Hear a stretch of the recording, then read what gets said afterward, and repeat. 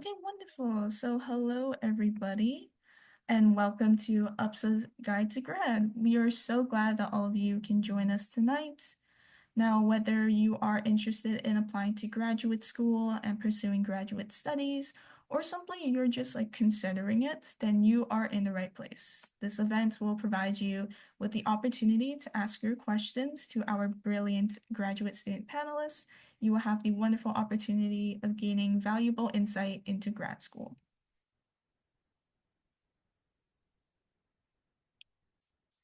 Now, before we continue with the event, it is essential that we acknowledge the land that we reside on. Therefore, we recognize that many indigenous nations have longstanding relationships with the territories upon which York University campuses are located that precede the establishment of York University. York University acknowledges its presence on the traditional territory of many indigenous nations. The area known as Tekaronto has been caretaken by the Anishinaabe Nation, the Haudenosaunee Confederacy, and the Huron-Wendat, and the Métis. It is now home to many indigenous peoples. We acknowledge the current treaty holders, the Mississaugas of the Credit First Nation. This territory is subject of the Dish with One Spoon Wampum Bell Covenant, an agreement to peacefully share and care for the Great Lakes region. For tonight, the agenda consists of a short introduction about UPSA, followed by a brief presentation on our services and how you can get involved with UPSA. Afterwards, we would like for our panelists to please introduce themselves and tell us a little bit about who they are and what year and area they're in. Finally, we will proceed with a short FAQ and continue on to the main portion of the event, which is the Q&A session. This will allow participants the chance to engage with the speakers, and remember, this is your opportunity to ask any questions you may have towards each speaker, so please take advantage of this opportunity. You may do so by using the chat function, or you can use the raise hand function, and we will then allow you to unmute yourself and ask your question. Now let's discuss what UPSA is. UPSA stands for the Undergraduate Psychology Student Association. We are a student-led organization that provides academic, personal, and social support. We are affiliated with the Student Community and Leadership Development at CLD, York Federation of Students, the Undergraduate Psychology Department, and Calumet and Stone colleges. We offer peer mentoring services, which offer support to those transitioning to university in the form of group and or one-on-one sessions. We also offer peer tutoring services to help students achieve their academic goals in many psychology courses. And finally, we have the community relations and marketing departments, which aim to foster a sense of community and professional development through event and workshops and provide daily UPSA content. Okay, enough about us. Now moving on to our panelist introductions. For our amazing grad students who have joined us today, could you please provide a brief introduction about yourself and your interest?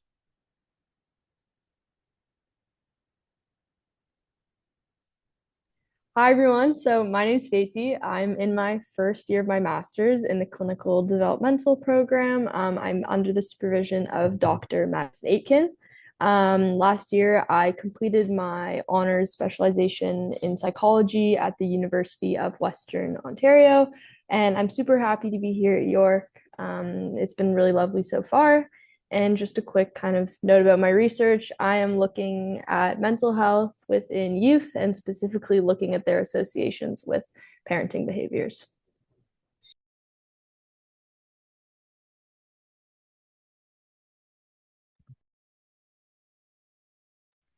Hi, my name is Kayla. I'm also in my first year of my master's. I'm in the clinical neuropsychology program at York. I completed my undergrad at McGill University in Montreal. I was a research assistant for quite some time before starting my journey here. I'm under the supervision of Dr. Gary Turner, and my research interest is looking at how decision making changes throughout the adult lifespan, as well as other neuropsychological variables to that.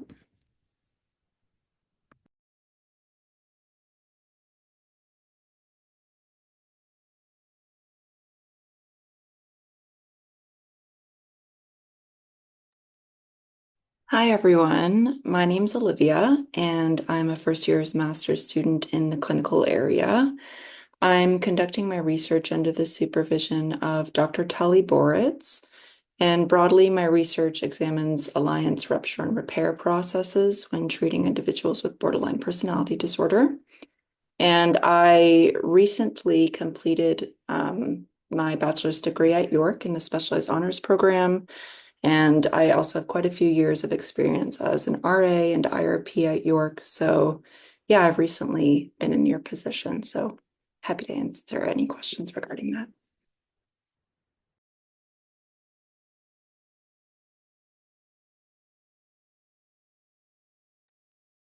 Hi, everyone. My name's Callista Mortimer. I'm in my MA1 in Historical, Theoretical, and Critical Psychology.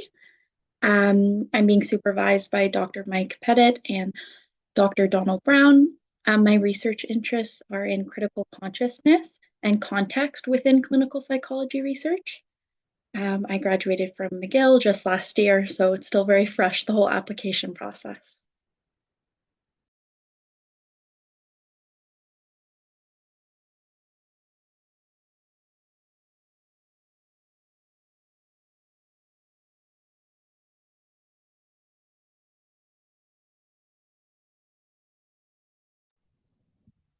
Catherine, if you could go to our next panelist.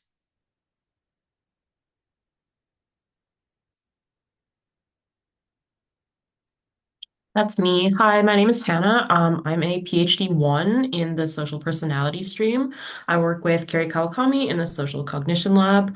I did my MA at York, and then I have 2 BAs from the University of Saskatchewan. Just basically, my research looks at face perception and intergroup relations. So we look at how impressions form between different races and how that affects, I guess, how we see them. So that's me.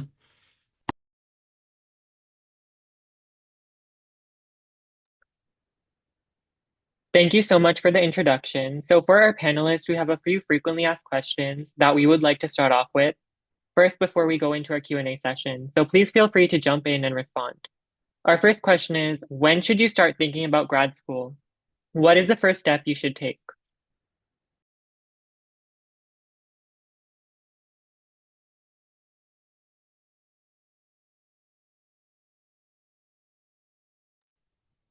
For me, I started really heavily looking into things the summer before my fourth year. So I was completing a research internship that summer and kind of knew the general direction that I wanted to go in terms of pursuing graduate studies in psychology. But I only really started to look more heavily into supervisors and programs and kind of the whole procedure, I'd say, around like August. Yeah.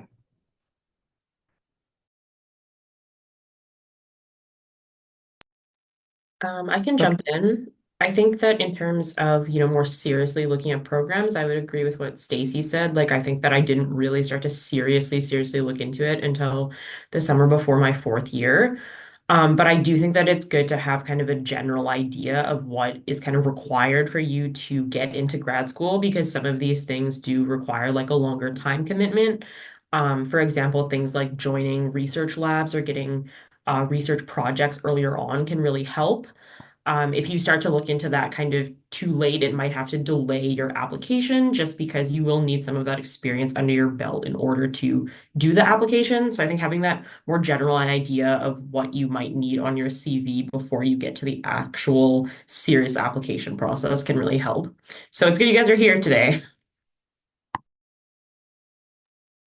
Yeah, I can jump in. I agree with Hannah. Prior to when you're actually seriously considering submitting an application, it is quite a lot of, in my experience, networking and experience building, CV building, and that can take a bit of time. So I think it's really great to start thinking about whether you want to go to grad school around your third year and then trying to start building from there.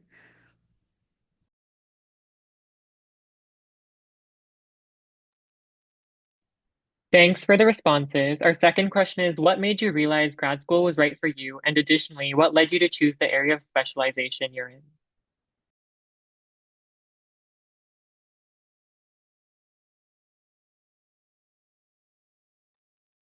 Well, I think for me, what made me realize I wanted to keep going is I wasn't done learning yet in the area. Like, I think that the more I learned in my undergrad, the more I was like, there's still more things I want to know about this. And then specifically research, I think that can be like a pretty key component for some programs. I was interested in continuing to do research. And then for my specific program, I was interested in sort of a critical lens. And so York has one of the only programs like that in Canada. And so that's why I ended up here. But yeah, I think like looking at whether you're more interested in research or more interested in maybe more like applied or the sort of distinctions between that and knowing that you want to commit to pursuing a degree for a while. Yeah, I can jump in. I agree.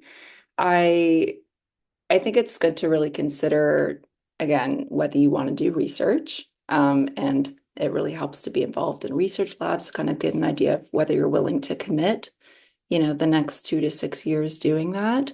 I know for me, I was interested in research when I transferred to York, but I knew that it was definitely right for me after getting a lot of research experience. And I decided to choose clinical because I really appreciated how, research can inform clinical practice and vice versa. And I also really appreciated the flexibility that being a clinical psychologist can bring you in your career. You can do clinical work, you can do research work, you can do both. You can be a professor who's also practicing. So that personally suited what I was looking for long term.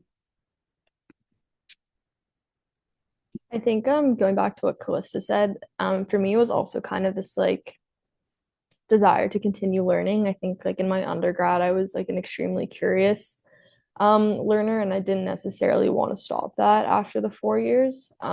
It's funny because initially when I started undergrad I thought I wanted to go into medicine. And I was really gung ho on that. And after my first year, I kind of started to reconsider things and think about like what I actually wanted out of medicine was what I feel like I can get out of psychology, in the sense that it allows me to form really wonderful interpersonal relationships, and kind of help people throughout their lifespan in a different way. Um, and so, yeah, from there on, I'd always been passionate about kids, like in my early volunteer work, and some of my employment opportunities. So for me, clinical developmental was kind of a no-brainer in the sense that like I wanted to be able, to make an impact early in the developmental trajectory and kind of be able to follow kids throughout their lifespan. Wonderful, thank you. And finally, what piece of advice would you give yourself back when you were working on your grad school application?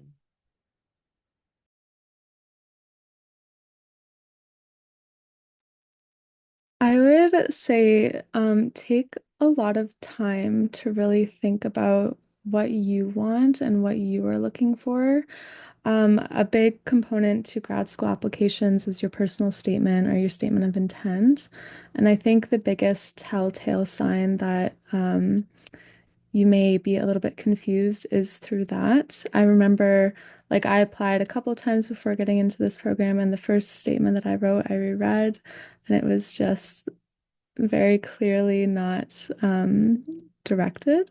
So I would say take a lot of time. Like there's absolutely no rush to this. Like Olivia said, like this is between 2 to 6 years, depending on the program that you choose. You have a lot of time to decide.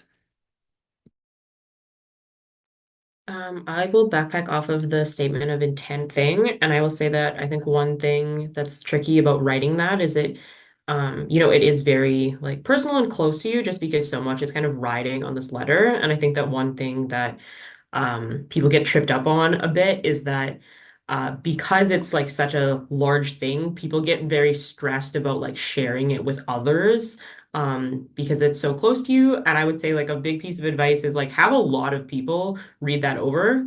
But specifically people who have experience. So not just like your parents or your friends, but maybe like grad students in a lab you work in, or like people who have gotten into grad school and really like take their advice on those things. I think if you're writing a statement of intent for the first time, it's very difficult for you to know what is supposed to go into one. So like really take other people's advice and like early on in the process, I think is one thing that really helped me. Kind of backpacking off of what Hannah said, I experienced a lot of stress writing my personal statement, as I'm sure everyone else can relate, but it was definitely because it had been like proposed to me as this really large component of my application, which it is. And it became this like really daunting thing that took me a really long time to kind of just like be able to sit down and even start. There was like a lot of writer's block that I had to account for. So the time is definitely helpful. But I think it also requires like a lot of reflection. I found myself like having to kind of piece together my own story in terms of like, like, well, why did I actually want to do this program? And how did I feel like I had to really think about how my personal experiences and how my volunteer experiences and research experience really got me to where I was at that moment. And I think that takes a decent amount of thought and just kind of sitting with it for a bit. So the time is definitely essential. Yeah. Thank you so Oh, I'm so sorry. sorry. No, no, no, it's okay. It's okay. I guess I also just wanted to piggyback off of what Kayla said a bit earlier, and Stacey said to an extent about just really reflecting on what it is that you want. Try and like when you're looking at programs and supervisors, really consider what your research interests are and try and go for that instead of, I mean, ideally, instead of just trying to get into a general program, because I think like again, you're going to be doing this for so long. You're going to be focusing on this research area for so long. So you have to really love it and be interested in it long term and be willing to invest so much time into it. And also, like, really trying to, I guess, do your research and kind of figure out who the best supervisor would be for you, if possible, by like talking to other grad students and just doing your research and even getting in contact with these supervisors because a good supervisor fit also kind of determines your success in grad school.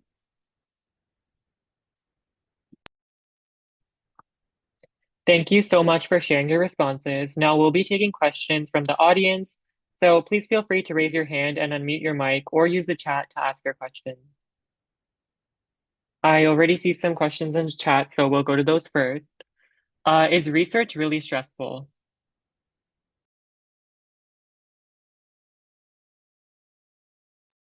It can be.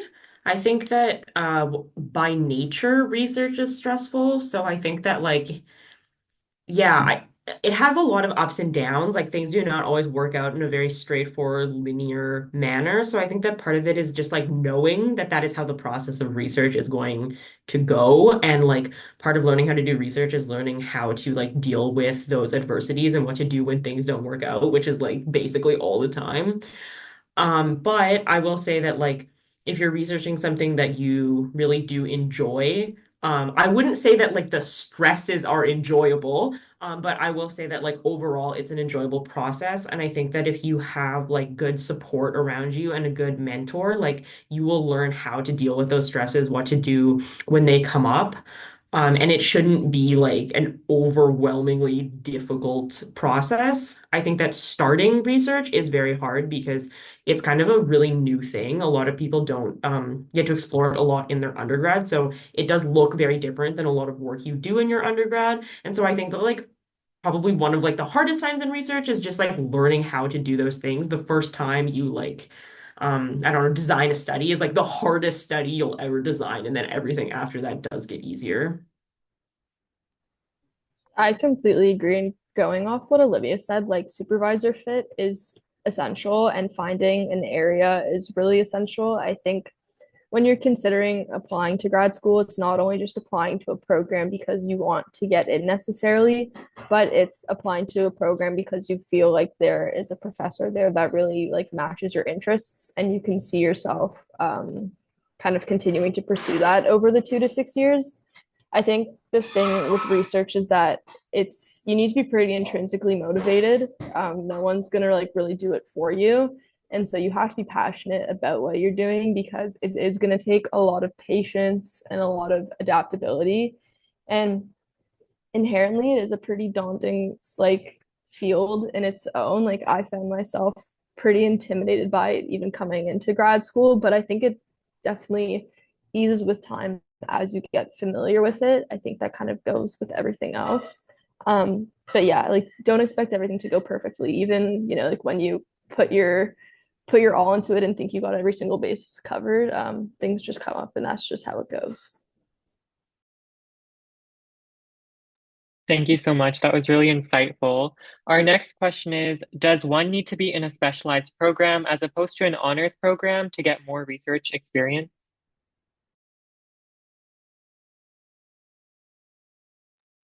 I will just say no.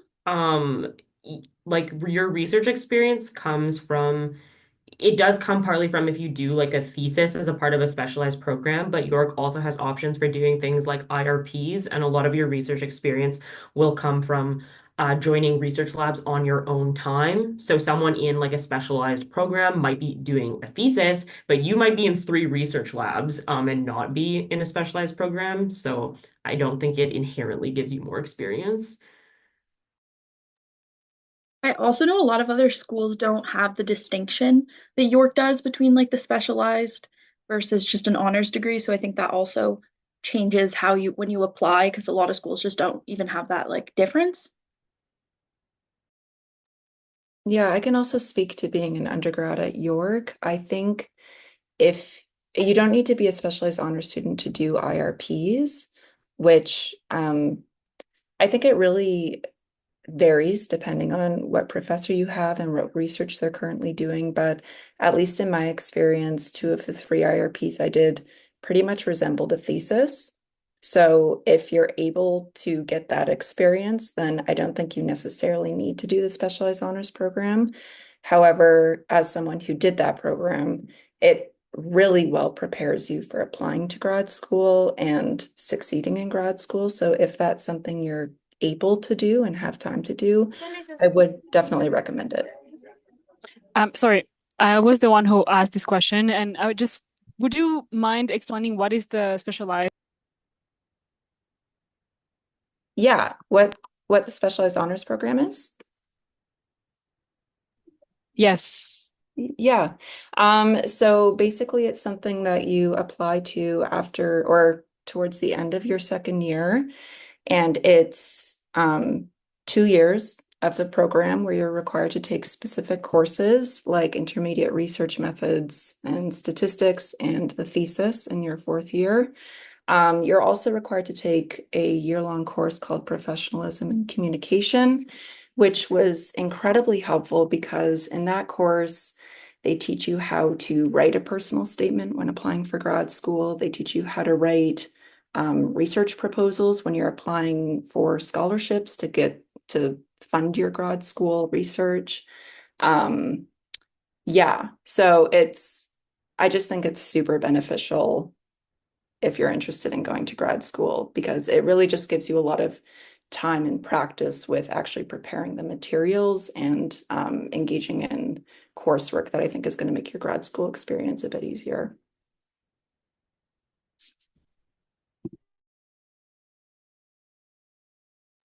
Thank you. Jad Singh, do you want to go first since you have your hand up?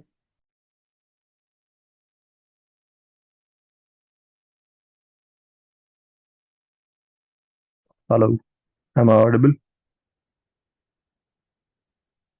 Yes, we can hear you. Yeah, so I wanted to ask this question to all the panelists. Uh, I was thinking of applying to business school after I'm done with my bachelor's. So I wanted to know like if anybody knows anything about like what internships or job positions I can apply to after I'm done with my bachelor's, so as to like enhance my professional profile and increase my chances of getting admitted into a business program into a university.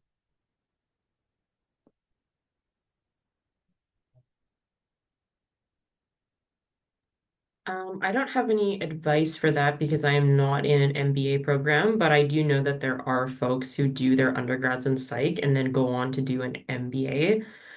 Specifically in kind of like my field in social personality, we actually have a lot of overlap with business schools because certain things like there's like overlap between like social psychology and like business psychology. And so I think that there are like I don't know, like interchangeable items there. I know like social psychologists who have gotten like faculty positions in business school, so there are transferable skills there.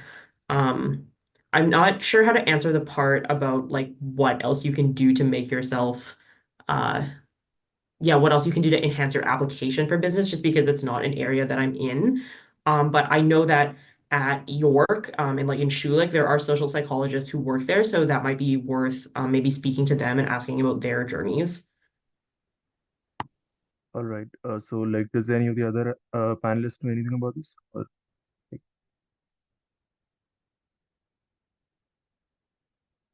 Unfortunately, I don't really have a ton of experience kind of within the business realm. I'm sorry. okay. All right. Thank you. Corta, you can go next.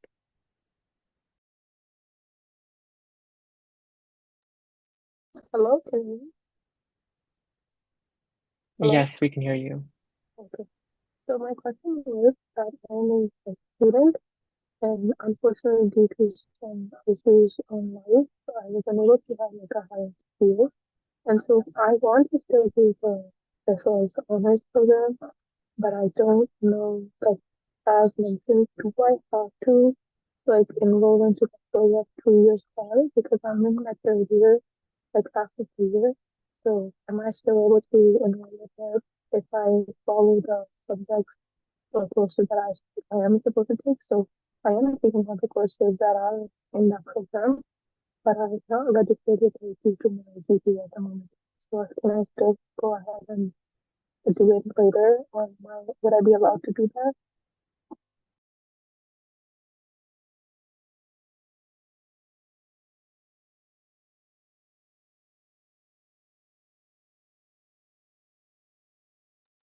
You did Um, get that, right? sorry, I'll be honest, that was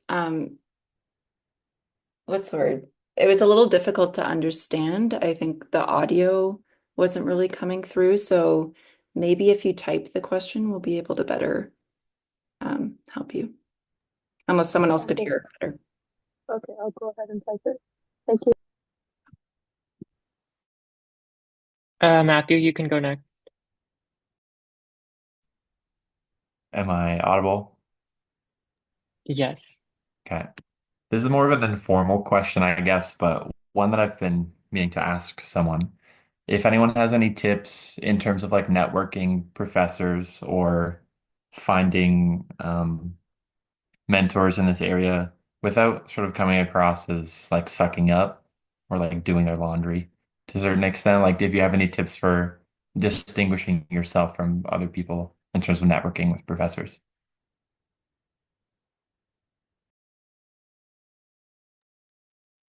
I would say, like, to speak to that, I think that if you're in like a class and a professor talks about something that you find really interesting, you can go up to them, you can express your interest in that. You can ask them if there's opportunities like to volunteer with them or do their like help with their research in some ways. And just like I find I would a lot of what I did was just looking at what's out there, like looking up different faculty members, seeing what's interesting. And generally, I feel like, at least in my experience, people like hearing that you find their work interesting or their research interesting. Um, In terms of the mentorship thing too, I found that I naturally gained a few mentors when I was in a research lab because there were master's or PhD students who were a few years ahead of me and who were, like kind enough to kind of take me under their wing in a sense. And I think that is just kind of like something that grad students are willing to do. So if you have the opportunity to be in a lab and you feel comfortable doing so, like I don't think I wouldn't really like shy away from asking grad students either if you're kind of not wanting to approach a professor quite yet. Yeah, kind of going off of what Calista was saying, if there's one thing that researchers love to do is talk about their own research. So the way that I got into my first lab when I was an undergrad, like desperately trying to get in anywhere, was well, I looked up people that I found interesting and I wrote to them and stating like what I found interesting. And the researcher that I really clicked with, we were very similar in personalities. We had very similar research interests, and she taught me a lot. I would say like you're not going to come off as you know, sucking up or anything like that if you are genuinely interested, and just like be yourself, because as we've been saying, the supervisor click is really, really important. So when you're being yourself, you're going to find that right fit for you. And then professors are kind of going to hot potato you to the right spot. Yeah, just following up on what Kayla was saying, once you do get in the lab, if you're performing well in the lab and you have a good rapport with your professor, sometimes they do advocate for you when you're getting other research positions. Like one professor I did an IRP with helped me get my thesis position at York because she directly emailed my thesis supervisor and was like, you should take this student. So I think it's really, we've all started from scratch and without research experience. And I think the hardest thing is to get that first research experience. But like everyone has been saying, just communicate your interests, send a nice email, communicate that you're willing to be a volunteer in their lab. And almost every year, almost every professor is looking for that. So just shoot your shot as much as you can. We'll take Nidra next, and then we'll go back to the chat. So first of all, thank you so much for sharing your insights today. Your audio is really muffled. Sorry, can you hear me better now? Sorry, one second. Maybe if you could just type your question in the chat. Sorry for taking that over. I was just like, I can't hear this. Wait.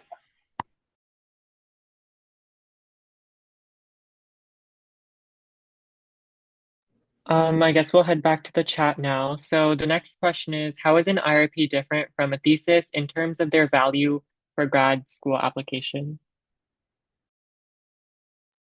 I think I can speak to this. I think it depends what you do in your IRP. So again, like I previously said, it really depends on the professor that you're doing the IRP with and what they're interested in doing that year. For example, there was one professor I worked with, and my IRP was basically just a self-directed version of her course that she wasn't offering that year. So I didn't really get much research experience out of that. Whereas the other two I did were conceptualizing and conducting original research, which is pretty much what you're doing in a thesis. And when you're applying to grad school, ideally in the personal statement and on your CV, you will be explaining what you've done in your research, whether it's, conceptualizing, conducting, running participants. And I think that is all weighed equally, whether it's an IRP or a thesis. It's really just like quality research experience, ideally long-term quality research experience that you have. I don't think it necessarily matters whether it's a thesis course or an IRP course. I'll say really quickly to that, there are two different, there's like a 3 credit and a 6 credit IRP, and then the thesis is a 6 credit. So just be aware that like the 3 credit IRP would not be equivalent to the 6 credit thesis.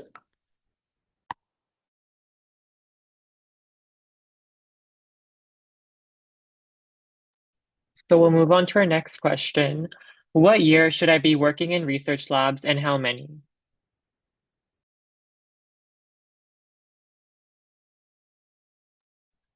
I would start applying to research labs as soon as possible. You can never start working in a research lab too early. And then in terms of how many, I think that really depends on like you and your goals and kind of what you're trying to do. So um, if you are trying to figure out like, is research for me? Do I like it? I don't really know what field I want. Do I like clinical? Do I like social personality? Like, it might be best for you to try and join like multiple labs and get like a bit of a feel for things. Before you kind of like narrow in. If you're like, I know for a fact that I want to do this, I'm 100% confident, then it would be best for you to try and go for those types of labs specifically. And then in terms of balancing multiple labs, I mean, I think the other two options there are that if you're in multiple labs, it's more difficult to give more to both labs. So some people will either try to get like a breadth of experience, or if you're in one lab and you're like really dedicated in that lab, that can get you like more in-depth experience, which can also be helpful. So I think it does kind of depend on, you and your goals and what you're looking for when you're starting out working in research labs. Yeah, I completely agree. From personal experience, I applied kind of in the middle of second year once I like realized that I really wanted to investigate research, but I only started at the beginning of my third year, and I was in one research lab from my third year to the end of my fourth year. It ended up being the same lab that I did my thesis in. Um, and so it kind of just helped me form really strong relationships, I think, within that lab. I think like the PI ended up becoming a really wonderful like mentor and advocate for me. And I was really confident in having her as a reference because I think she knew my work style and my contributions really well. I don't know if I would have necessarily been able to kind of build that relationship if I was kind of more spread between different labs. But I do think that it's a personal choice, especially with like kind of like what workload you can handle. Like still trying to kind of have some balance within it as well.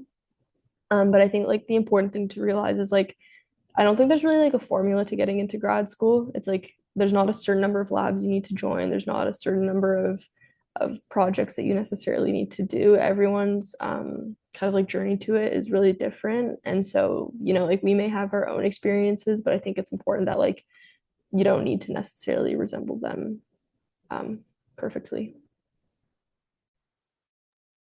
I really want to echo what Stacy just said because I think it's so, so important that everyone's journey into this is just so wildly different, and there really is no one way of getting in. So I think a lot of, like, I remember when I was an undergrad, I was really trying to figure that out. Like, okay, how can I set myself up so that I will for sure get in? And it's like that's just not going to happen. So, don't be so focused on maybe like quantity, but like Olivia said, quality is really the most important in every domain, like in your research, in your relationships that you're forming with the professors, like everything.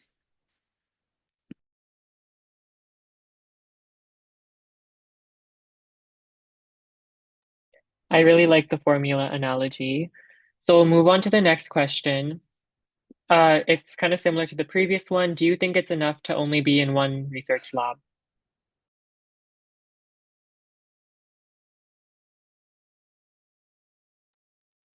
Yeah, I mean, this just builds off what other panelists have already said, but I think like the idea of enough within that, like I think it depends more on the relationships you build, on how you can speak to that experience. I think that can be a big part, what you take away from it, how much you learn, how much it sort of guides what you want to do next.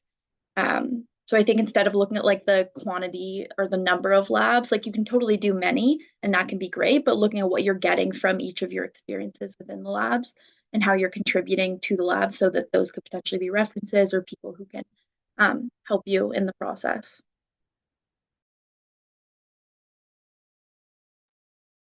So next we have, what was the most challenging part of adjusting to grad school, and what strategies did you use to help you navigate the transition from undergrad?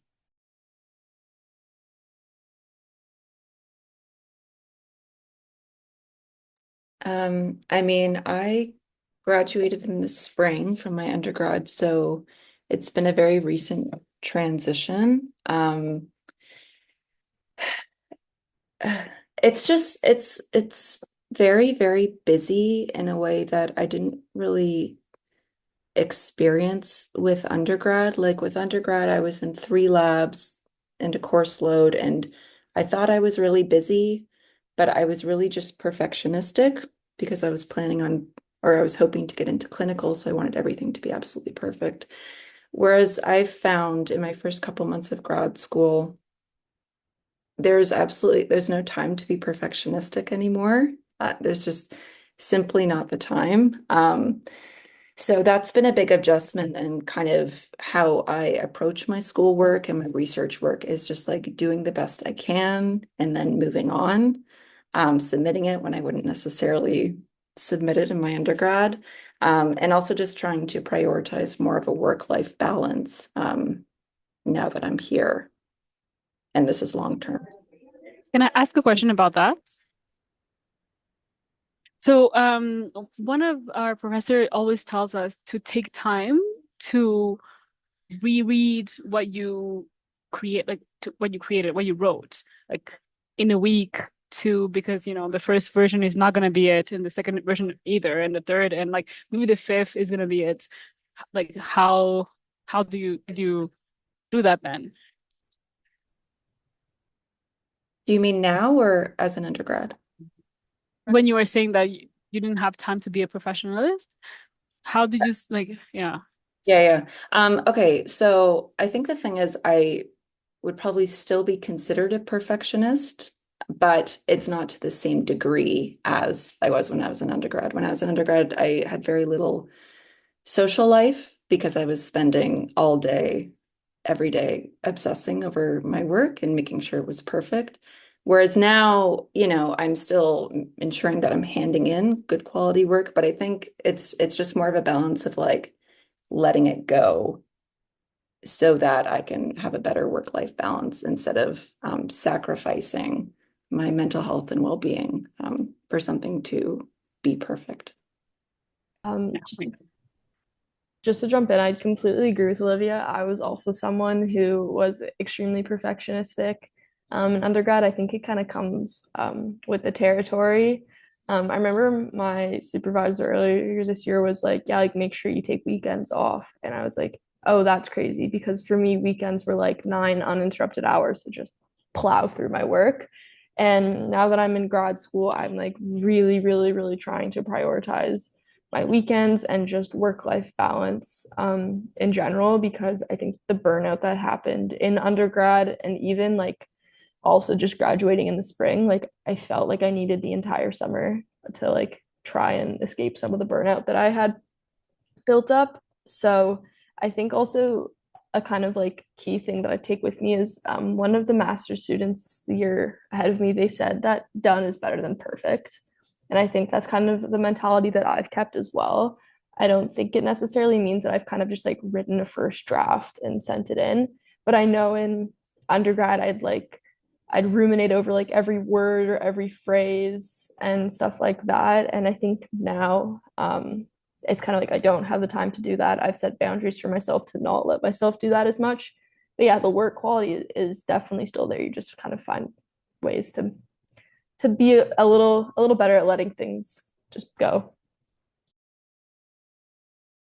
I just wanted to comment on that briefly and say, like, what I think one of the things in grad courses that's very different from undergrad courses is that everybody is producing good work, right? So there's like not that same spread you see in undergrad courses. Like in grad courses, everyone is expected to get an A. And if you're like, maybe A minus, it's like, okay, sure, it happens. But if you're like falling under that, then it's like something is kind of going wrong, because everybody is just getting those good marks. There isn't that same spread. And so, um, most of the time with like grad school assignments and courses and stuff, it's like if you do the assignment, you're going to get the A on it because it's kind of the way that they structure them is it's like you cannot finish it and like not get a good grade. So you're either like you've completed it and you're getting like somewhere between an A minus to an A plus, or you just have not done it. Like it's very difficult to be like, I have produced like C plus work in grad school. They just don't structure assignments like that. So you don't have to worry about it in those same ways.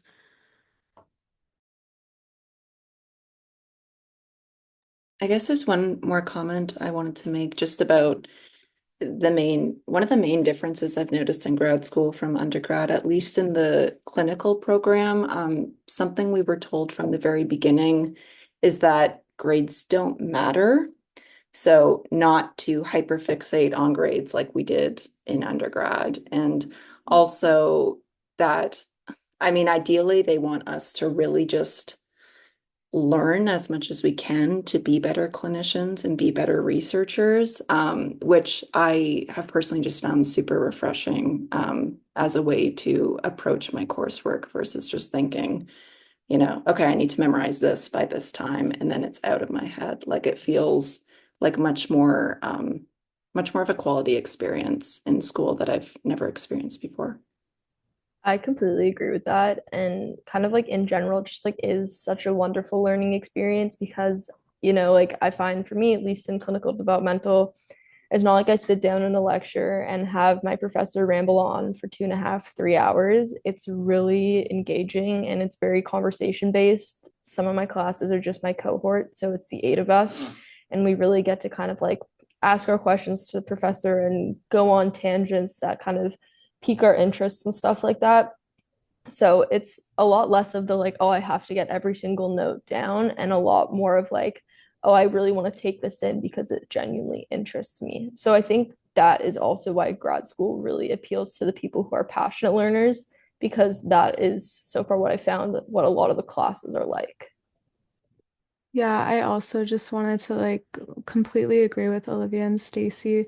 For me, the way I think about it is grad school is more so like professional development. Like this is training for the field that we want to be in, whether that's research or in the clinic or, whatever. So the assessments are, we're very far away from these 100 question multiple choice, like 3 hour exams, very conversational based, very engaging classes and specialized. So you're going into a field that likely like these are kind of the only topics you want to talk about. You don't have to take all these other, broad breadth courses. So yeah, it's an adjustment, but it's a very, very nice one once you can get past this whole grades thing. So our next question is it possible for someone who has had issues with their mental health and their grades to get into their master's? And similarly, what if you're in your last year and it's difficult to obtain research experience? What other ways can you obtain research experience?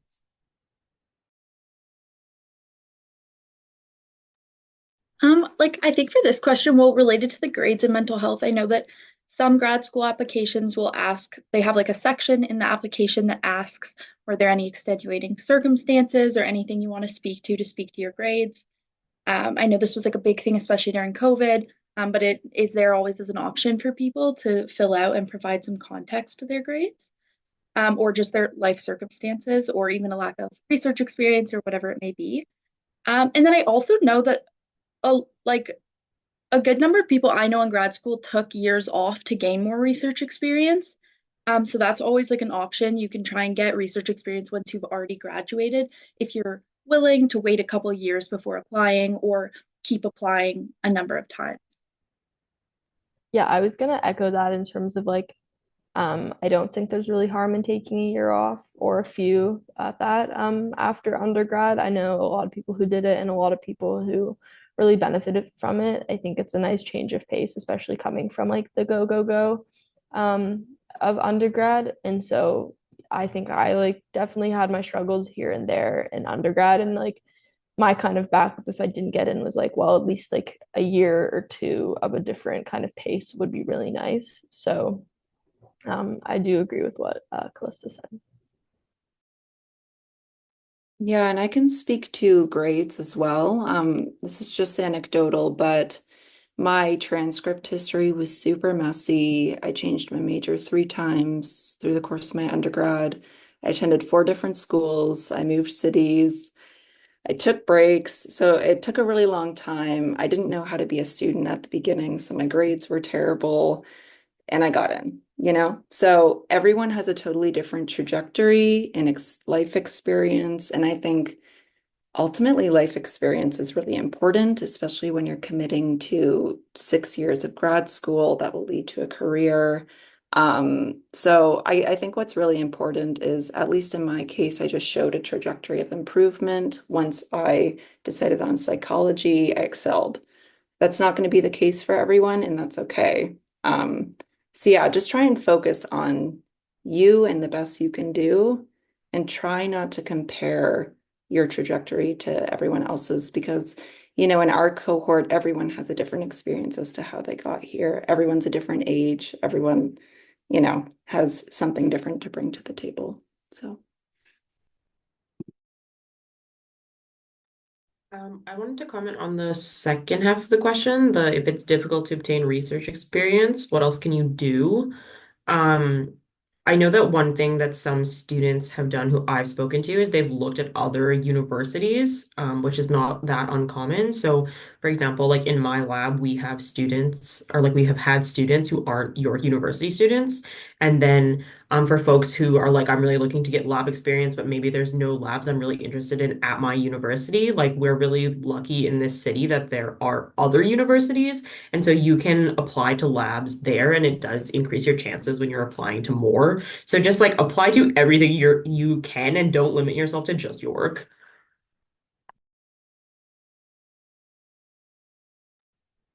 Awesome, thank you.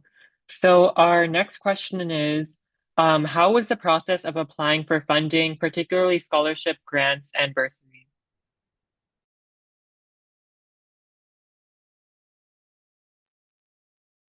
I can speak on this maybe. So, when I applied for funding for my master's, I will say like that is the most difficult funding that you will ever apply for because you have no mentor and no guidance. So, I think that this is probably like a larger question as opposed to all the logistics of applying for funding. So I don't know if you guys have like more resources talking about that or if people want to talk about that later. I just don't want to like get into every minute detail. But in general, I will say like the process of applying for funding for your master's is tricky. You don't have someone to like write that application with you, so you are doing it on your own. So I will say, you know, like start as early as you can because writing a research proposal for like a grant application, it's a lot of work and it's like more work than you think it's going to be. So try to start that as early as possible. Get as many eyes on it as you can, especially like people in the field if you can. And there is also like a very high chance that you will not get that grant. And that is okay. It's like not the end of the world if you don't get that application. And literally just applying for it looks really good. So if you are like interviewing at schools or telling professors that you're interested in working with them, and you say, you know, I have applied for funding or I'm writing my funding application, like it just shows that you take initiative and that you are like willing to work towards that, and that gets you like huge points even if you don't get that funding. Awesome, thank you. So the next two questions are kind of similar. Do you have any recommendations for counseling specific programs and any schools that have good research? And do you need to have really high grades in research methods while in undergrad to continue on to pursuing research in graduate school?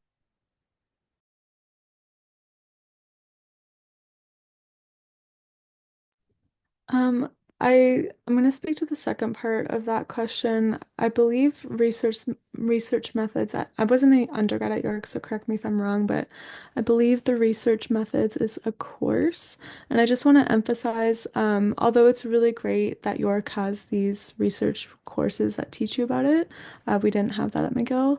Um, I think you should prioritize research in a lab and doing like a project over a grade in a course that's talking about research because it's really that practical, hands-on experience, that contribution that you're giving to the to science that is what's going to allow you to continue to do research in grad school. Yeah, I'd agree. I took research methods in second year and like it was yeah, it was a completely different experience than actually just doing research. So I think for some like for some degrees it's mandatory. But always I think yeah, like supplement it with kind of extra research experience. And I think like if you are concerned about your grade and you're concerned about what reviewers may think about your grade, I think like the extra research experience really speaks to your passion and dedication to science. And I think, like Kayla said, that kind of goes above just the course on fundamentals.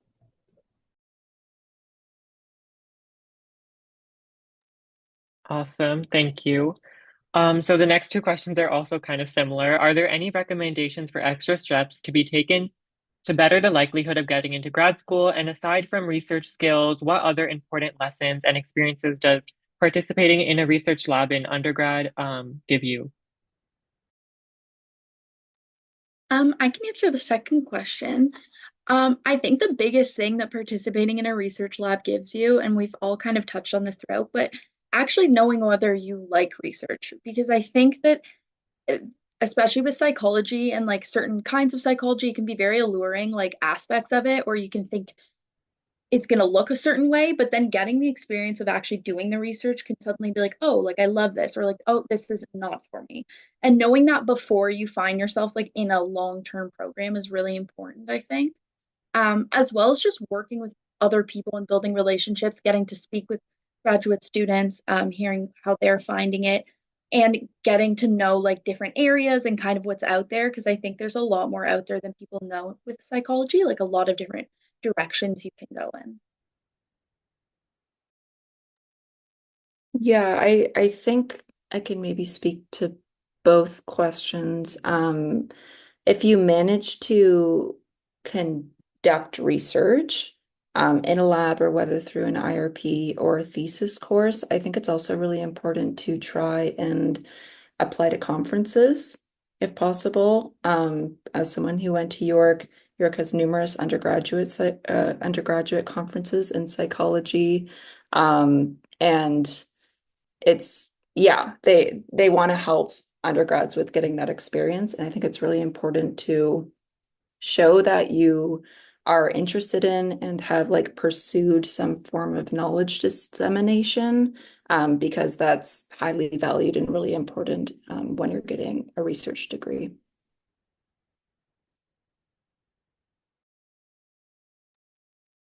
So our next question is, how does one start an IRP during bachelor's? I think I'm the only one who went to York, so I can speak to this again. So it's been a while since I first applied to the IRP. I think you may need a couple like second year courses like research methods or stats or something. I think if you Google something along the lines of York U IRP psychology, it should bring you to a match form. That's an application form to do the IRP. And that will show you all the prerequisites that you need. So that's the more like I guess, concrete requirements. But otherwise, just reaching out to a professor whose research you're interested in. There is like a psychology research labs website that breaks down all the professors and the research interests, and the website links to their labs. So really cold emailing is okay. I would just introduce yourself, say that you're interested in doing an IRP with them, maybe show that you've read some of their work, communicate maybe what paper you find interesting, attach your CV and transcript. That's what I did every time. Didn't get response every single time, but I think reaching out is really important. And then, yeah, ideally they'll get back to you and you guys can do an IRP together. Great, thank you. So the next question is, how did you get to the point of knowing what you wanted to research? If you have a general idea of what you want to study, how did you narrow it down to something more specific?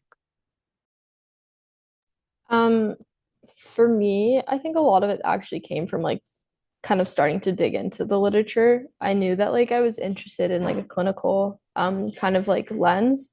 Um, but that being said, like I still had pretty broad, like I was kind of like, oh, everything interests me. But it was only kind of when I started to read and kind of investigate the work of different professors that I started to kind of find my niche or my interests, because it was the work that kept bringing me back to the literature, and it was the literature that I found easier to read and just more motivated to pursue. So I think that's one way. I don't think it's just gonna necessarily come in like as like an epiphany necessarily. Yeah, I think for me, I applied into the labs that I felt I had a general interest in, but I think I really started narrowing down my focus when I spent a lot of years sitting and listening to like other grad students in the lab and my supervisor at the time. They talk about a lot of really fun and crazy things, and it can really spark ideas in your head. And then, as Stacey said, going into the literature, when you start to volunteer on projects and learn about that, that kind of guides you a little bit. But for me, it was really listening to the research that was being conducted in the lab that I was in that was helping me narrow that focus in. I did it kind of the opposite way. I feel like I ended up in labs I was not that interested in to get experience, and then just being in them and being like, oh, this is like no. So I think it can work both ways. Like sometimes it can be easier to eliminate things you're not interested in or you can't imagine pursuing for a long period of time. If you're like really unsure about where to start, because I've definitely been there and had like no idea what direction, but been like psychology, yeah. So I think that can be helpful too, being like, not this, and go from there. Great, thank you. Our next question is, what are your opinions on going straight into PhD after your undergrad?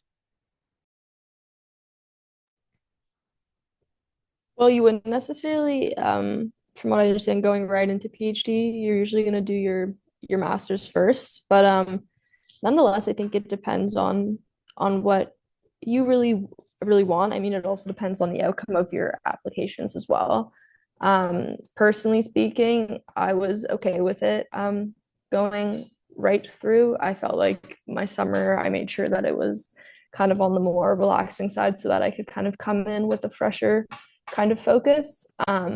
I think a lot of things from undergrad also stayed really fresh for me, which I've found helpful with like having to take stats and stuff like that. So that's been helpful. But like we kind of said earlier, I don't think there's one kind of way to approach it. Like whether you go straight from undergrad or whether you take a few years off, like both have pros and cons. I think that people can speak to. But I know in like my cohort, we all come from such different like walks of life and we all had such different education experience that not everyone did come from undergrad. A lot of people did a second or another master's or a few years of research. So I don't think there's one way to necessarily do it.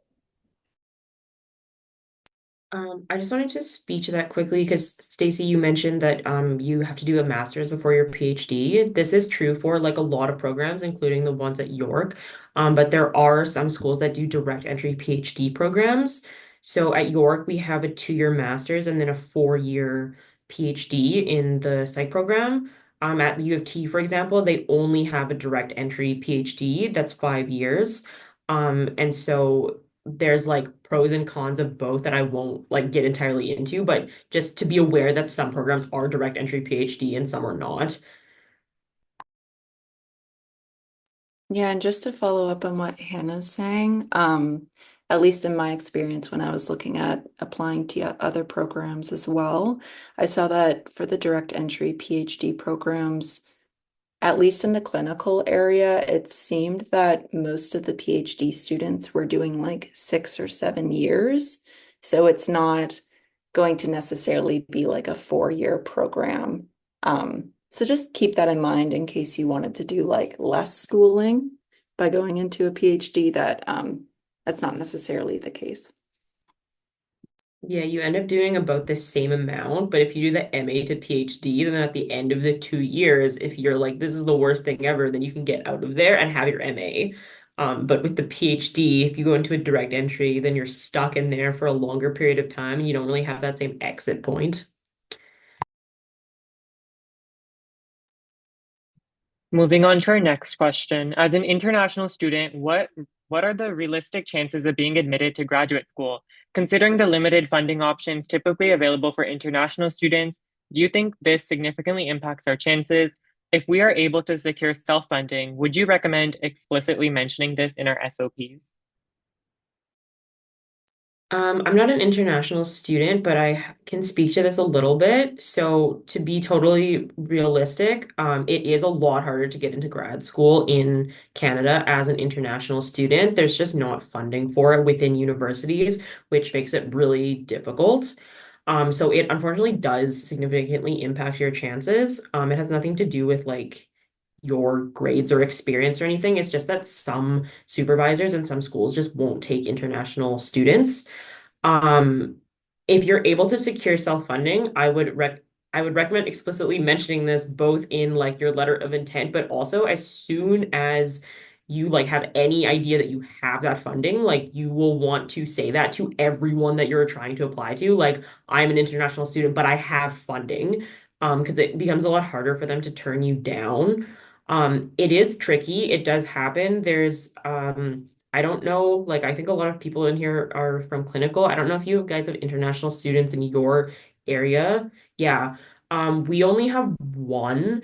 And I don't like know all of the aspects of her circumstances. I know that she just had like a really good relationship with her supervisor and really wanted to work with that person. And so there are like things that you're limited in, like you can't get like federal funding for your research and stuff if you aren't a Canadian citizen.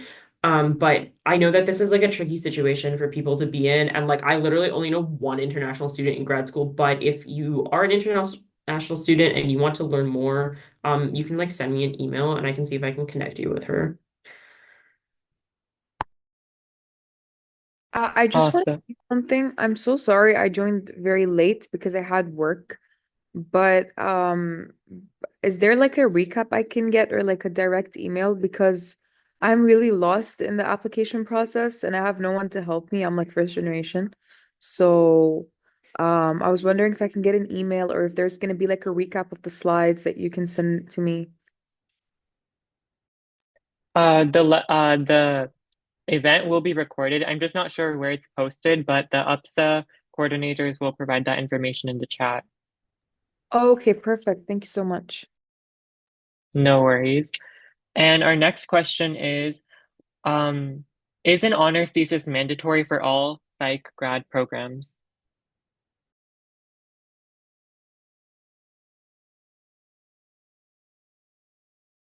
I mean, I think to a degree, this has been answered with us discussing how just getting like really good research experience and trying to do like a research project like an IRP if possible, um, should ideally be valued the same. I would also just like check. Usually when you apply, they have their requirements on kind of the website. So it'll say if it's mandatory or if they kind of take equivalent projects. But I think it would definitely vary based on the school. But I think that information is pretty accessible for wherever you're applying. Awesome. Our next question is, what leads you to a psychology program? Is there a background story?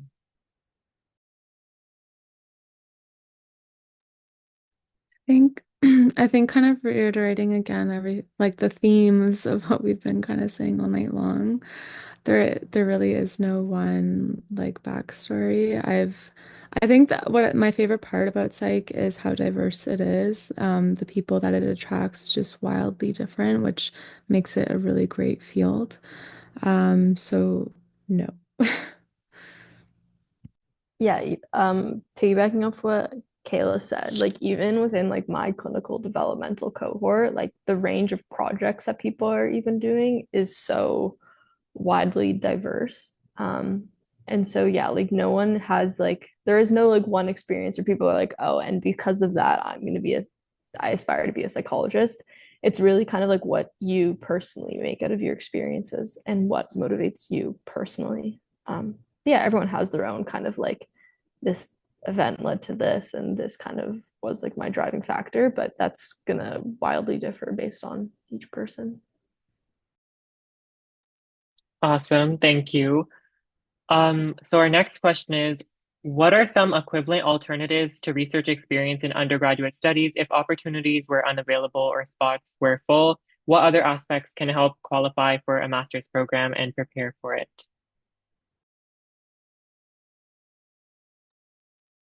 I think, well, research experience is really important. So I do think that that will like likely be very important for an application. So in terms of getting that maybe after undergrad, if the um, experiences aren't like available at the time. But I also know volunteering can be quite good as well. That's a big one. Volunteering related to specific people. If you like are interested in, going into specific topics around specific types of populations or whatnot, getting volunteer related to that can be important. Also because through the research can be references, and so volunteering can also get you speaking with people who can sort of vouch for your ability to be in graduate programs. Yeah. Similar to what Kosa said too, but I used to take summers as also kind of an opportunity to kind of even like diversify my experience outside of the school environment. So I know like there's a few like hospitals within Toronto that have like dedicated undergraduate research programs that are, I think, like 12 weeks in duration or something like that. I was a part of that, and I found that that really helped my kind of research development. But yeah, I think there are like a lot of organizations specifically in Toronto that you can volunteer with as well, both on a research and a clinical side. I saw in the chat someone mentioned CAMH, and I know that I think that is kind of, I remember looking at that as well. You can try and reach out there potentially. Thank you so much for taking the time to answer all the questions. I'll be passing on the Q&A portion to Julie now. Thank you, Valde. Okay, so thanks to all the panelists. Our next question is, do you think it's better to take a gap year after undergrad to gain more experience by working before jumping straight into grad school? I think, like, again, what we've been saying, it does depend on your situation, but I am a big advocate for taking your time. I think, although, like, there's definitely pros to just going straight out of undergrad into grad school, and if that's what ends up being your path, that's fine.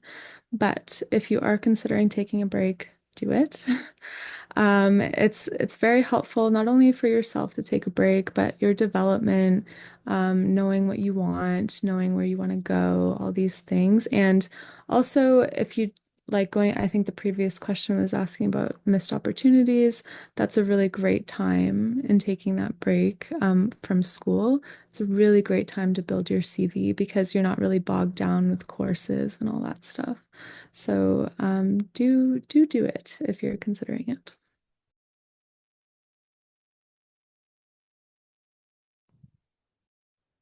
Okay. Oh, sorry, Olivia. Yes. I was just going to speak to that as well. I think, yeah, it can be just piggybacking off what Kayla said. It can be a really good opportunity to strengthen your CV, even just so you're a bit more confident when applying, or maybe more sure and certain of what you want to be doing by having had that extra experience, or even if you just need to take some time off from school and get some life experience. I think that can only really be beneficial in creating like a more well-rounded applicant in person who's going into this like huge commitment of a program. But you know, if you do take a year off to chill and like travel and work, I would also definitely prioritize taking some time to bulk up your CV and get research or volunteer experience as well. Yeah. Wonderful. Thank you. Matthew, I see you have your hand up. Would you like to ask your question? Yeah. Am I audible once again? Yes. Yes. Okay. For someone who's aiming to go more into like a psychotherapy field, a lot of the discussion has been more on like research and clinical psychology. I was wondering if there's any main differences in terms of like paths through graduate school that maybe lean more towards the therapy fields, and away from like clinical psychology, if that makes any sense. I know there's like some there's the counseling programs around Canada. They typically offer two different streams, so like a practicum-based stream and a research stream. So if you're not quite sure that research is for you, I think those practicum counseling streams would be a really great option. I also just recently learned that there's an actual program called psychotherapy somewhere, I think either here or in Ontario. Look into that. But one thing to keep in mind is no matter what, a PhD program is going to require research. So if you're just wanting to kind of do psychotherapy, that's more of like a master's termination and a more counseling program, I think.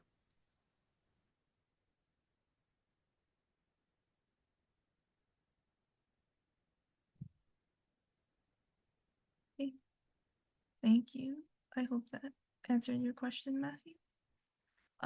Okay, so the next question in the chat, do you have any tips for writing a good letter of intent?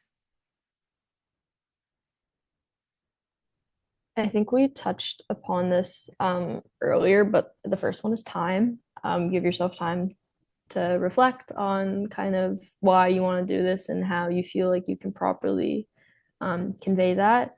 I think the personal statement or letter of intent, it's a really tricky exercise in brevity and conciseness. I found it was like so tricky to figure out how to talk about all my experiences, and they give you like 2 pages double spaced. So I think that's a really important thing to keep in mind. And I think it was Kayla who mentioned it. Like, I think keep it pretty focused. It's really easy to go into it and make it super, super broad, and you want to make sure that there's direction to it. But yeah. Yeah, I think like the biggest thing I learned about personal statement or letter of intent or whatever writing is kind of telling a narrative of how you got from point A to point B to point C to where you want to go. And not just regurgitating what's on your CV. So they have your CV and all those little, like, put everything on your CV, what you've done, the amount of people you've tested, like everything. But that doesn't need to go in your personal statement. The personal statement should be a story of who you are and why you know that this is the right path for you. Yeah, and I also just want to acknowledge that there's a real like hidden curriculum regarding applying to grad school and successfully getting in. So I think it's great that you're all here trying to, figure it out because there aren't really any resources directly given to you. I found that it was really helpful in a lab I was in. They would host lab meetings where we could review our statement of interest, and then they also had or rather graduate students sharing their statement of interest so we could kind of use it as a sample and see what they did. I also found some online, like I think it was like UPSA or something has a Google Docs where they shared a bunch of sample statements of interest. So I just looked at those and kind of tried to learn from them the degree of conciseness and what people were talking about and weren't talking about. Because there, with the hidden curriculum, there are some things that you shouldn't say and should say, and it's just really hard to know. So again, just trying to get as much feedback as you can from people who are in graduate school or professors to kind of help you through that process.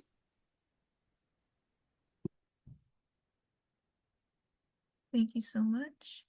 I think this question is more directed to Olivia because she did graduate from York with specialized honors. So unfortunately, I was unable to have a good GPA due to personal reasons, and thus I am not in the specialized honors program, even though that is what I am pursuing course-wise. It was mentioned that you need to enroll in second year. However, I am/was unable to enroll to bring my GPA. So my question was that could I enroll later while I do the courses in the program in the meantime? Yeah, definitely. I apologize if I was unclear. I think what I was trying to communicate is that you are only eligible to apply to the specialized honors program after you've completed the second year required courses, but you can apply whenever. It just does require 2 years of specific coursework that I mean, when I was going in, I was hoping to do it all in 1 year, and that's not possible. So just keep that in mind. But if you're in third year, you can definitely apply if you're open to doing 5 years. Thank you.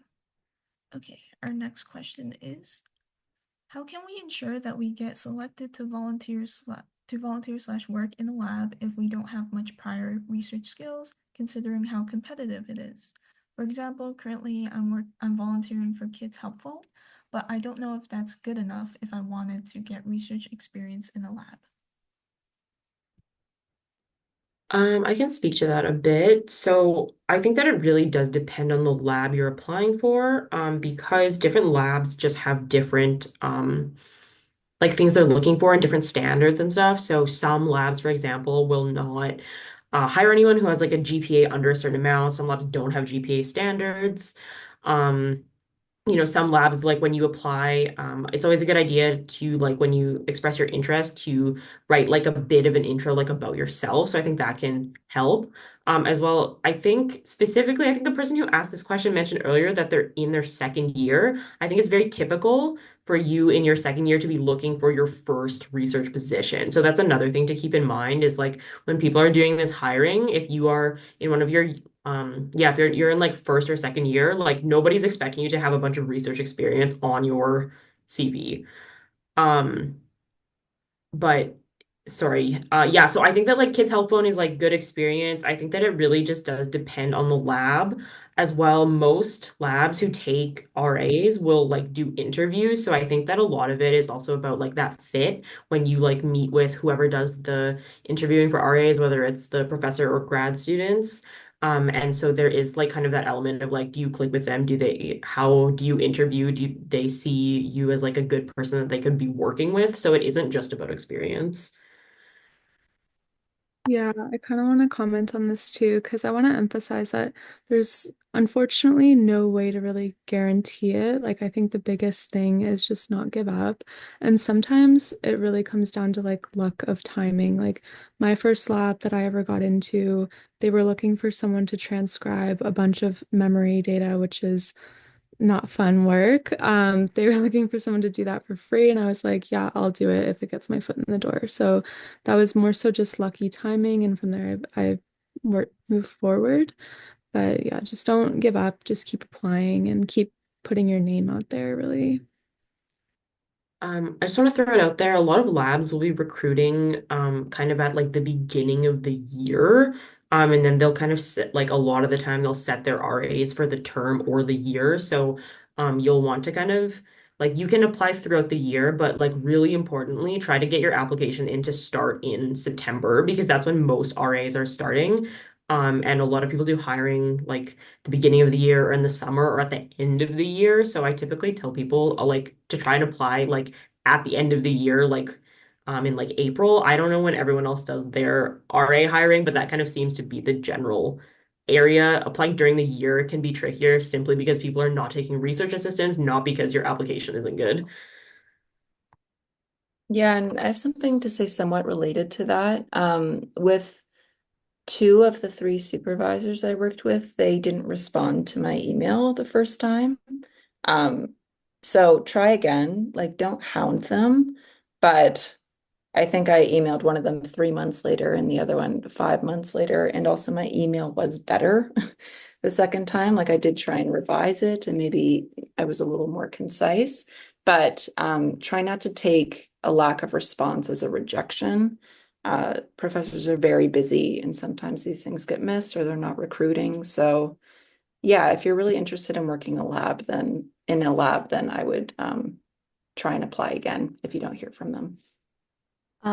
Just to piggyback off what Olivia said, the supervisor that I ended up being with for the 2 academic years, I emailed her once and got nothing back. I took a course with her in second year, and that's why I ended up really fond of her work. So I ended up finding out that one of my TAs was a PhD student in her lab, and I actually emailed my TA to kind of we already like knew each other, but to reintroduce myself and express my interest and see if she could potentially help me out. And I found that kind of I think helped me out a little bit more because I think it is pretty easy for emails to kind of fly over a professor's head, but it is different when one of their grad students is like, "Oh, hey, I have this student who's interested." So you can think about that as well. Yeah, that's great advice. I've definitely heard how it's helpful to email TAs or grad students or even like lab coordinators. So yeah. I think you did touch on this other question that I see. They asked, does cold emailing work? They feel as if that's the only way to access professors and researchers when you don't have any prior connections. Yeah, this is the way that I think I've gotten in every like research position is just emailing and even into graduate school, like just emailing supervisors and saying like, hey, and I think like Olivia mentioned earlier, like saying exactly what you like about their work or like quoting something that they've said and giving your thoughts on it, trying to like show that you've kind of thought about what they do as opposed to just like, hey, I want to be in your lab, um, making it a bit more personalized. But yeah, I think those are quite effective to just email. Yeah, and another tip I have regarding emailing is just to be concise. The first emails I sent, again, I've commented on how this is a hidden curriculum. Like, you don't know what you're supposed to say or not say. They were super long, they were a little too personal, and I didn't get any responses. And I think when I actually reached out to some TAs who were in the programs that I was interested in, and they gave me some advice. So definitely try and be concise. Again, as you were just saying, communicate your interest in a certain position, why you're interested in their research. That's pretty much it. It can be like 4 or 5 lines. I think professors again are so busy getting like paragraphs from a student that they've never met before may not necessarily be the best like introduction and may make it more unlikely for them to respond. That may not be the case, but I would just try and be as concise and to the point as possible to kind of reduce the workload for them. Great, thank you. So this question I see, it's more about medical school. I'm not sure if any of you have any experience with applying to med school. No? Yeah. Do any of you have any resources? Because this student is asking like how to strengthen their application and they're not sure what's required of it. I would probably reach out to people in the med school program. I think those would be your best resources to ask this question to. Okay, our next question is, does doing your thesis in undergrad honors count as lab work? Yes, it counts as lab work. A lot of the time when you do your thesis, you will be like get integrated into the lab that you're working for. And so you will likely end up doing additional stuff as a part of that lab, such as attending meetings or doing other various work.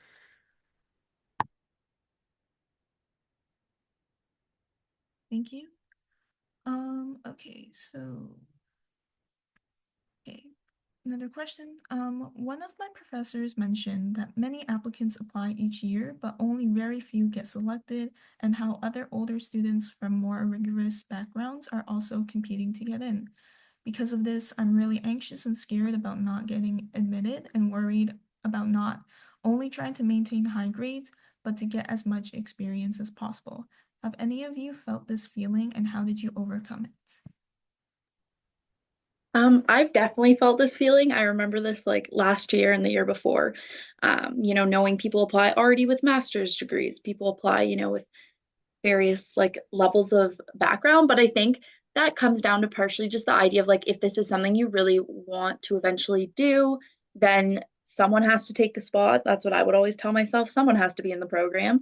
And so eventually, like if you're interested in it, you will just garner enough experience and enough background to get into the program if you keep working at it. Um, and yeah, I mean, just like being like, okay, this is a process, and I'm gonna like accept that this can take potentially longer than I expected, and like that just being kind of how some graduate programs within psychology look. Yeah. Also, oh, sorry. Kaylee, you go ahead. Oh, no. Okay, sorry. No, I just wanted to really emphasize like Callista was saying, it's a process and don't be discouraged and try your best to let go of this. I don't know if you maybe if you have timelines in your head, but it is a really tough and really competitive process, especially if like clinical is the route you want to go, but also a lot of research programs in psychology.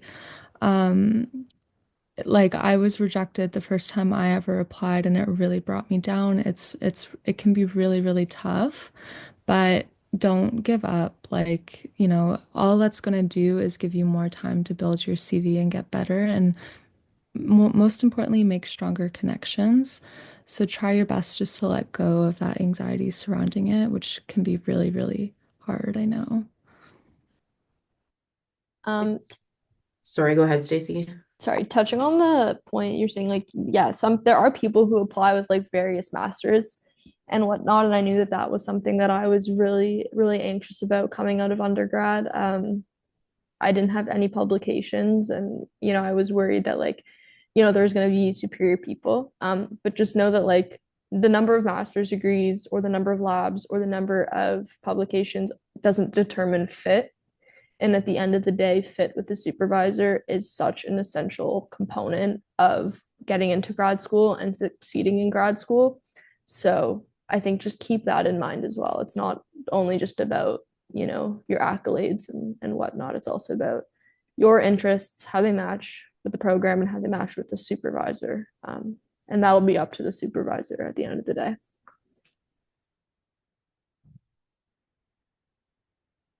Wonderful. Thank you so much.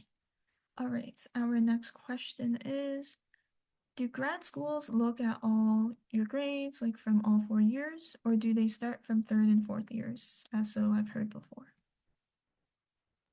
This depends on the program you're applying to. So quite a few will only look at your last 2 years, but some of them do look at your grades cumulatively. Some programs will also look at both. So they'll be like, we're looking primarily at your last 2 years, but we will also consider your grades overall. A lot of these programs that do look at like kind of all of your grades will, I mean, any program will kind of give you like a, is there anything else you want to tell us kind of spot? And I know a lot of students, myself included, had pretty like poor grades in our first 2 years. And so you can always talk about that in those areas. And I think that like being able to show that like your grades improved and you have that positive trajectory does do a lot, even if your um, first few years weren't as great.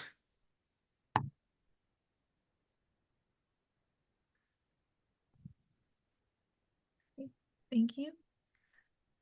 Our next question is, what careers are you aiming to have according to the research program you are currently a part of?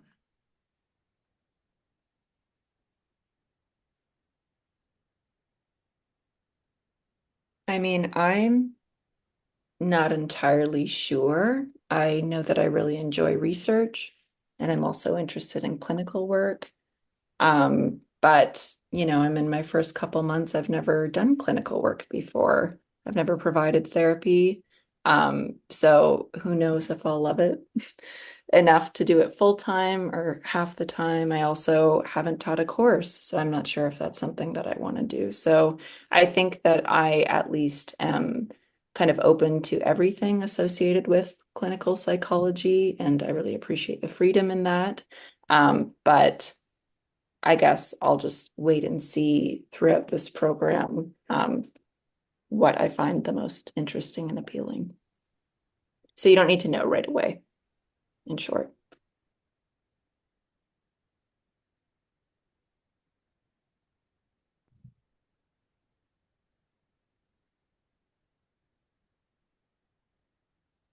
Okay, thank you, Olivia. Sorry. Okay. The next question I see, often I find myself struggling while being an undergrad, so I fear how I'll be able to even do well in graduate school. Have any of you also felt this way, and how did you try to reframe your mindsets? I think the first thing is that doing well in grad school and doing well in undergrad are very different. I think like doing well in undergrad is often determined by these like 100 question multiple choice um, exams that are almost like regurgitation, and doing well in graduate school is a lot more, like application and understanding of the content. And kind of like we said about the grades earlier, it's a very different grading scheme. Um, so I think it's kind of reframing your mind to like, it's not just going to be 6 more years of undergrad. It's going to be a split between classwork and, depending on the program, clinical work and your research, which is a big component. So it's not just about, how you're doing in undergrad necessarily.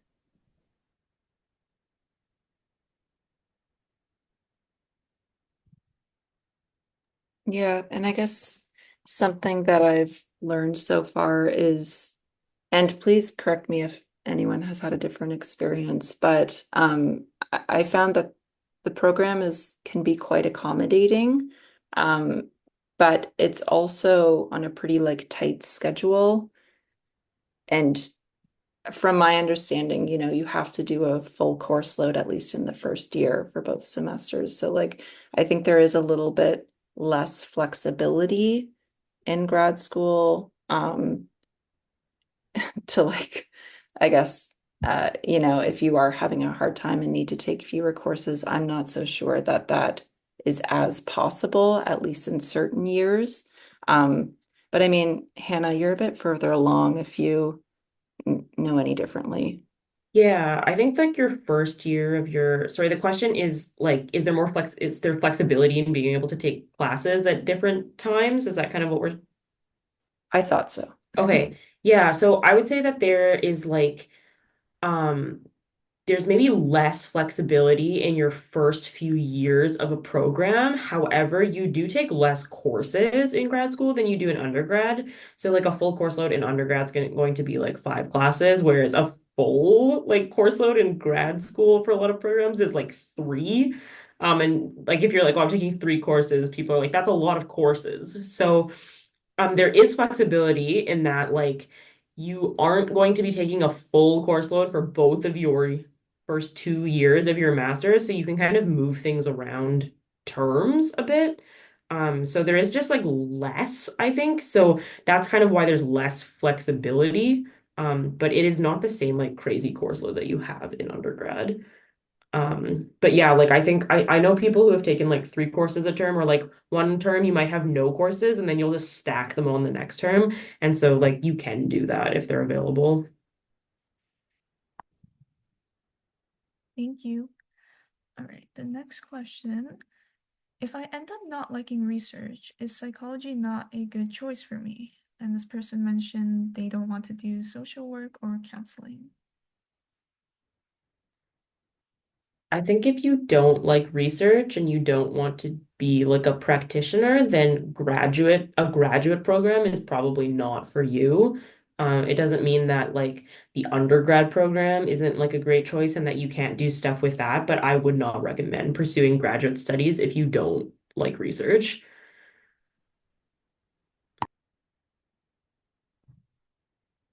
Okay, thank you. This next question I see. I was wondering what subtle differences between clinical and research. I know the main differences, however, I was wondering if there was anything specific to your experience that is worth mentioning. So I think maybe this person is asking a difference between research and then clinical work.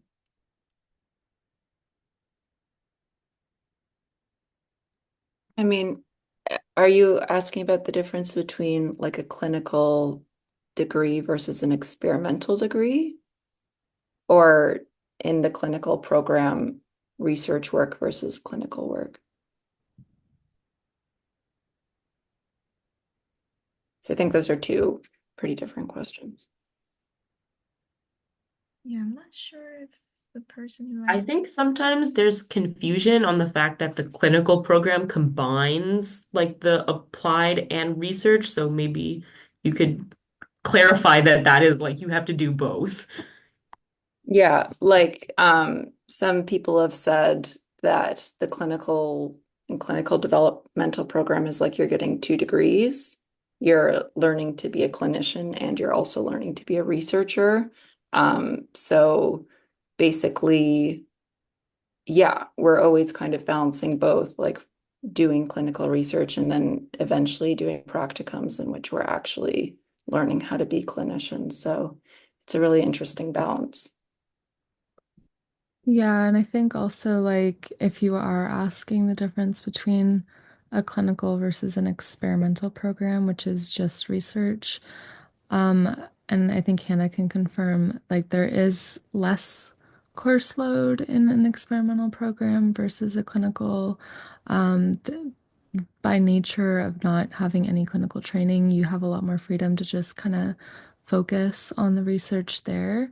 So going into an experimental program is really like you love research because you're gonna eat, breathe, and sleep that like every single day. So yeah.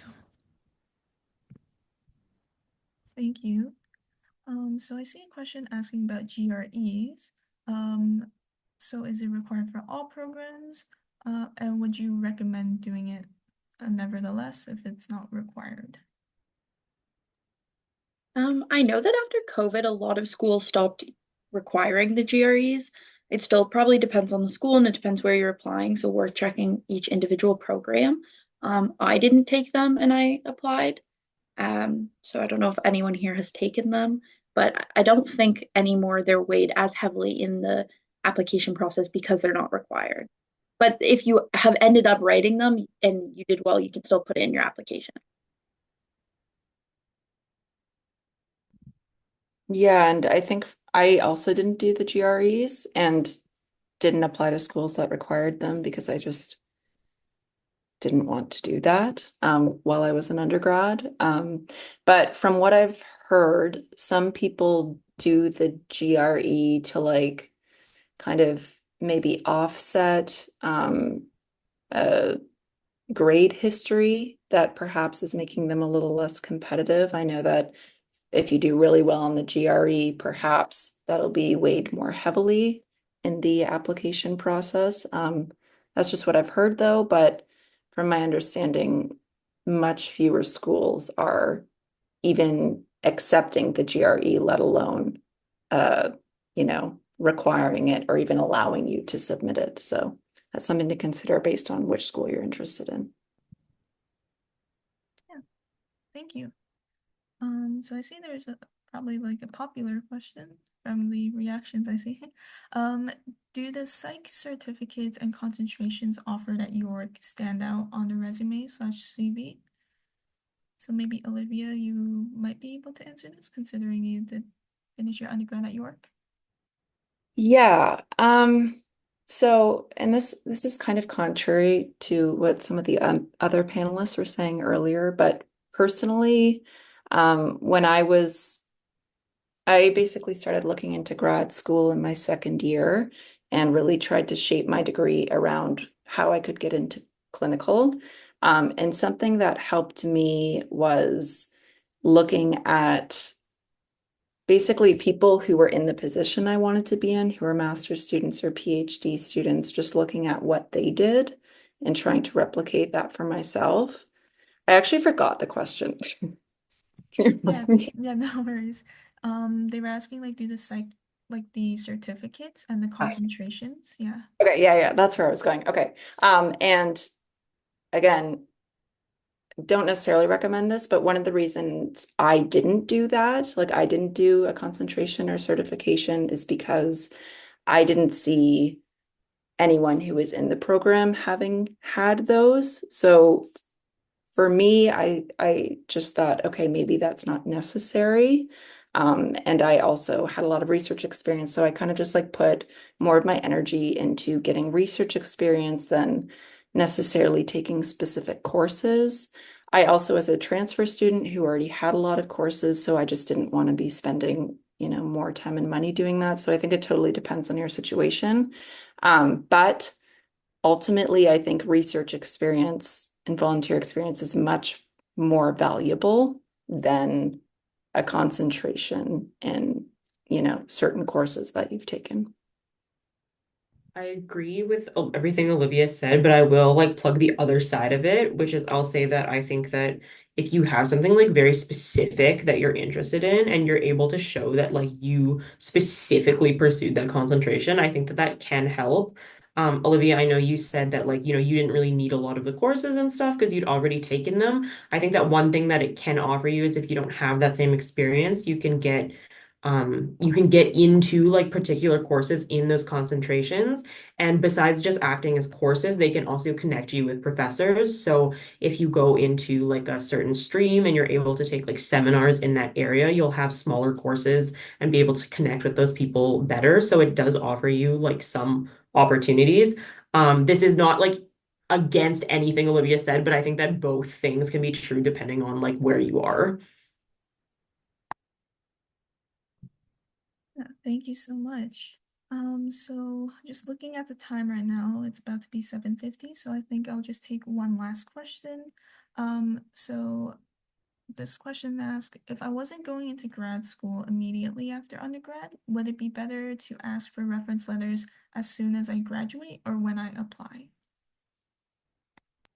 My advice is that you should tell the people who you believe are going to be your reference letters when you are planning on applying to grad school and say, like, can I reach out to you at this time to ask for a reference letter? And then also at that time, ask them how long they need to write your letter. So some people will say, like, if you don't give me at least 1 month of notice, then like I won't have enough time to do it. So ask them that and then get that timeline in mind. And then that way you can ask them at the appropriate time that you've already set.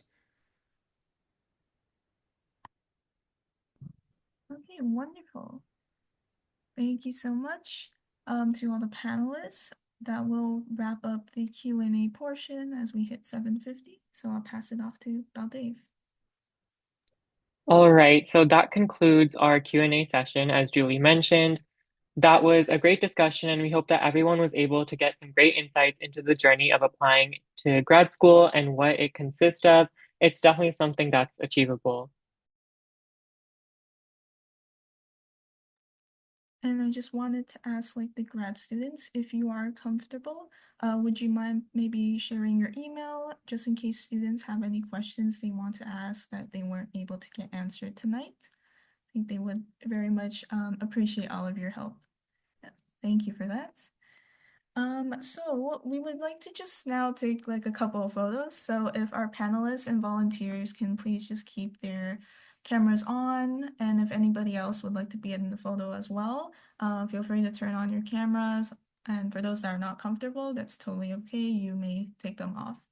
So just give me a second while yeah, everyone look nice. Okay. It's gonna take a while because there are 3 pages, but all right. I'll just give like a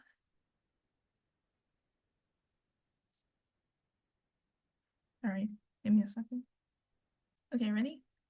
1, 2, 3.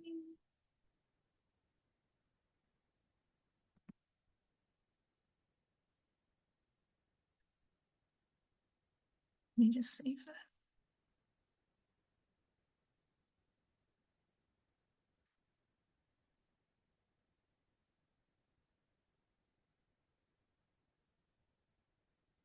All right, one more.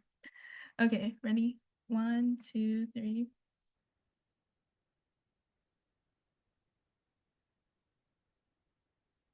Okay, wonderful. Thank you so much.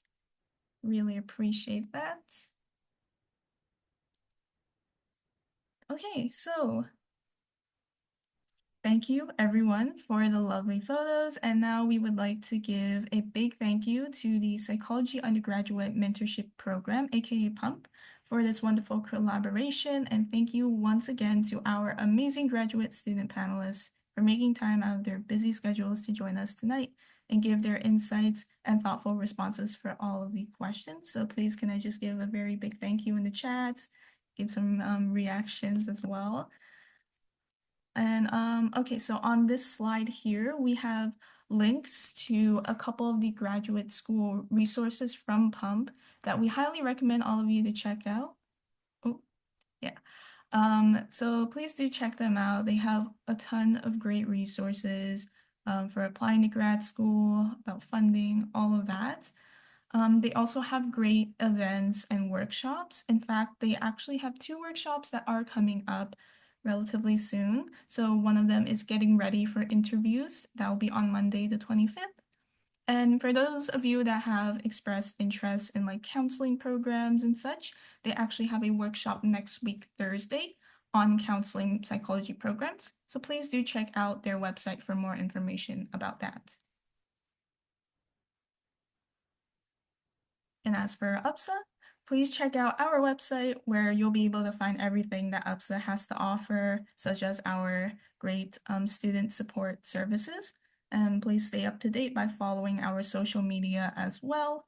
Thank you to our wonderful volunteers for being so active and posting the resources in the chats as well. And I just want to put in a plug that UPSA is currently hiring for general ambassadors for the winter semester. So Yes, the link is in the chat. Thank you once again. So if you are interested, please do apply. And yeah, so thank you everybody for joining us tonight. We really hope that you enjoyed this event and would really appreciate that you fill out this feedback form, as we value your opinions and want to continue improving on our events. So you can scan the QR code or click the link in the chat. Thank you. I hope everyone enjoys the rest of your evening. Thanks for having us, Julie.